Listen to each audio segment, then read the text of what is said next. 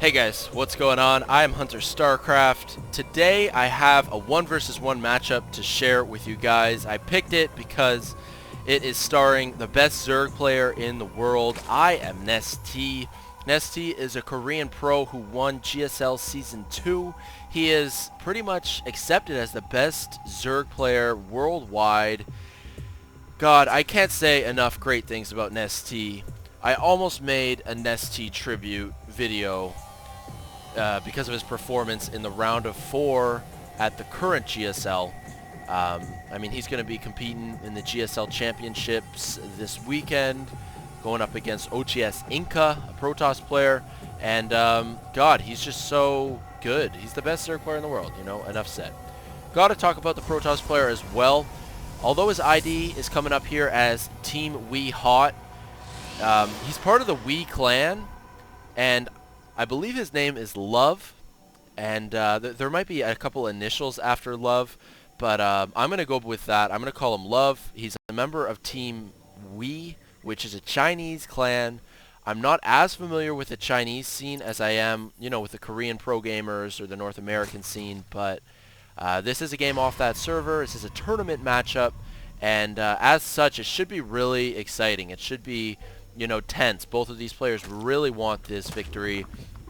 This is a best of 3 series, and not surprising to me, NesTea has actually put up his spawning pool first. Well, he got his extractor and then the pool, but definitely pool before hatchery. He didn't want to fast expand versus his Protoss opponent. He didn't want to fast expand on this map.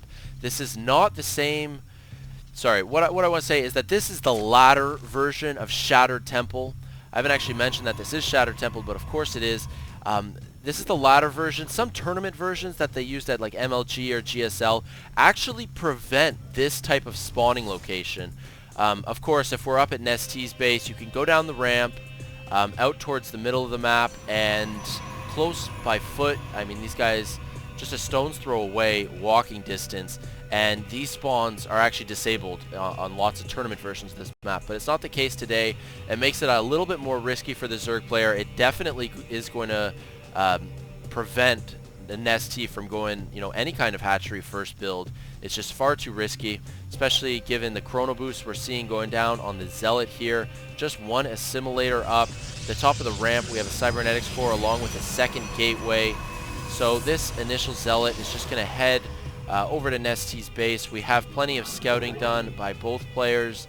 You know, no one really in the dark at this point. NesTea doesn't know about the second gateway, but he will shortly as he is heading to the top of the ramp with some Zerglings. Of course, Zergling speed not complete just yet, but it is on the way. And just one harvester on the extractor. It's important to, you know, notice these little intricacies, you know, using 3 drones just to get 100 gas for metabolic boost, and then taking 2 of the drones off. Just a little tweak in the build of NesTea as the hatchery now halfway complete. Xel'Naga tower is going to, you know, be occupied by this Zergling. Very nice map control by NesTea. He's got, you know, 3 lings at the front choke point here. He's got the Xel'Naga. He's got even an Overlord. Oh, and I'm actually surprised that the Protoss player can spot this Overlord. I mean, as we can see here, oh, hello phone. We can see here clearly the Overlord is on the high ground, as you can see with the little line, and well, it's blocked by the tree. I really want to make this point though. I'm even going to shift the camera angle. There it is, right there. It's on the high ground, but the Protoss player, at least a moment ago, he could still see the Overlord, but the Overlord's gone now. Anyway, maybe I shouldn't focus too heavily on that, but kind of threw me off. Just sort of a little bug with the high ground mechanic.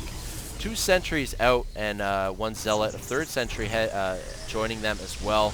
So lots of energy for force fields.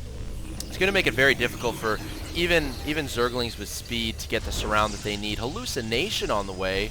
Only 80 seconds to build Hallucination. That was buffed in one of the recent patches. 2 gases now. And 3 drones mining the 1 extractor in the Zerg base. These 4 lings are definitely not going to want to engage this. 1 pylon going down. I wouldn't be surprised to see some structures to wall off this natural base. It really does make it much easier to defend your Protoss expansion. Roach Warren is completed. The natural hatchery is completed as well. A second queen is out. still just lots of sentries, 2 more gateways on the way. On the low ground here, as I mentioned before, a hallucinated Phoenix. Probably the most popular use of the hallucination spell. You're going to spot those 4 roaches before they actually make it to the Protoss base, and because of those 4 roaches, we have, you know, slightly repositioning his army, putting down another pylon here. Force fields going down as well, but I mean, roaches can still get pot shots off on the gateways. This Stalker may benefit, yeah, from heading to the high ground here, just on the ledge. There's not going to be any spotting for the Zerg player, so it's actually going to be a little bit difficult for the roaches to pressure down in this lower area near the ramp, because they are going to be eating Stalker fire. Still lots of energy on these sentries, plenty of force fields, still just 1 Stalker, sorry, 1 Zealot, but a couple Stalkers on the low ground. Some nice force fields there. He's going to want to move back those sentries. He's trapped a few roaches, going to take those out, really dropping NesTea's numbers. But wow, NesTea is just producing nothing but attacking units.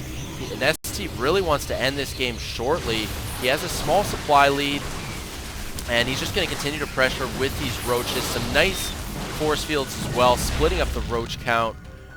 And, I mean, the Protoss player, Love here, is looking to be in a pretty good position. He's saturating his natural base. On the unit counting station, we can see there's a worker advantage as well going to the Protoss player. He's up by 5 workers right now, and that's definitely not where you want to be as NesTea, but we can see 6 more drones on the way. So NesTea sort of gives up on this pressure. He realizes it's a little bit too hard to push into such a, you know, a walled off area against a Protoss player with this many force fields available. That Overlord escapes to the high ground. Forge on the way. I believe he moved that Forge. He had it over here a moment ago. He canceled it and moved it in. And, oh, he even had a couple of camping Lings. Very sneaky. There's another Zergling up here that Love does not know about. NesTea still just, you know, guarding that choke point. Map control still going to the Zerg player. And finally, at long last, Lair Tech on the way. I think that NesTea was happy to delay Lair Tech. He wasn't too concerned, just because he's very aware at how many gateways have gone down, and, you know, the Forge, and of course the expansion. He wasn't worried about you know, Dark Templar, for example. It wouldn't be feasible in this situation, so he didn't need an Overseer and didn't need Lair Tech that quickly. I'm sure he's going to get Roach Speed as soon as his Lair Tech is done. He's getting an Evo Chamber as well, so might try to line up a timing window with Roach Speed and with +1 missile attack. Getting a Spine in position as well. He's actually worried that the Protoss player is going to move out. Another gateway here, and at this point, this is a complete wall-off. There's not going to be getting any Zerg units through there. 1 Photon Cannon defending, so no crazy burrow tactics are going to work in this situation. But here we go. This is a pretty good surround by NesTea, getting the Speedlink flank behind, but some nice force fields keep the roaches at bay. A forward Spine Crawler, a proxy pylon, and continued creep spread from our Zerg player. This is going to be a pretty tough engagement. It's way too close to call. Supply count dead even at 97. And this next engagement is really going to be make it or break it for these players. Hydralisk Den on the way.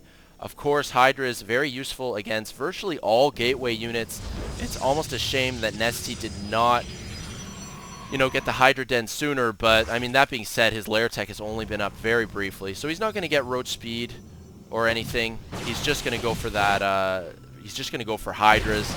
He's getting 7 Hydras out now, and with decent creep spread, those Hydras will be able to get into position quite quickly. Hydra's great against Immortals, and it's probably a good thing for NesTea that Love is at least getting some Immortals. Only 1 out so far. And let's take a look at the upgrades. +1 attack and +1 armor is about halfway complete for the Protoss player, and when you have an upgrade advantage versus Zerg as Protoss, I mean, you're often in a good position. Excellent. Oh my god, those are incredible force fields. Did you see how they blocked off the Speedlings there? That is just incredible. I'm so impressed. These Speedlings coming in very late. More Stalkers are getting warped in. These Speedlings are doing a ton of damage now. Hydra's doing a lot of damage. 13 more Hydras on the way, and range is completing. I think that's going to be it for Love. It's just too many Hydras hatching at once. But that is an excellent force field on the ramp. It's going to make it very difficult for the Hydras to get shots in. The Protoss army is not going to want to get too close to this ledge. And, oh, he doesn't have any more energy. He doesn't have any more sentries. I'm not sure. I'm actually still so on the fence. I don't know who's going to win this. There are just so many Hydras hatching. Even though there's been a supply advantage for the Protoss player for basically this whole engagement, there's just so many Hydras. But these Stalkers, you know what it comes down to? The upgrades. 1-0 for Hydras, 1-1 for Stalkers, and along with these proxy pylons, constantly warping in reinforcements just makes it a little bit too difficult for NesTea here, and it does look like NesTea is going to lose this game. I don't think he's going to have enough reinforcements. I'm surprised that Love is actually continuing to make Immortals. I mean, Immortals are pretty useless against Hydras. But it doesn't even matter. Just so many 1-1 upgraded Stalkers, you know, constantly warping them in off of... He's going 6 gate and 1 robo, correct? Absolutely. Yeah, and it's just too much. Really broke the back of NesTea. NesTea found himself really far behind when his initial pressure with those roaches at the front door really weren't able to do anything, just because there were so many sentries out and the wall off prevented the roaches from being effective. Love got his natural expansion up, no problem, saturated it, got a booming economy, and just set up a deadly 1-1 timing attack. So that was the game. I was excited to bring it to you guys. It was a really cool matchup, really close. I hope you guys enjoyed it. Stay tuned for more videos. If you enjoy the content, be sure to subscribe, and until next time, take care. Peace out.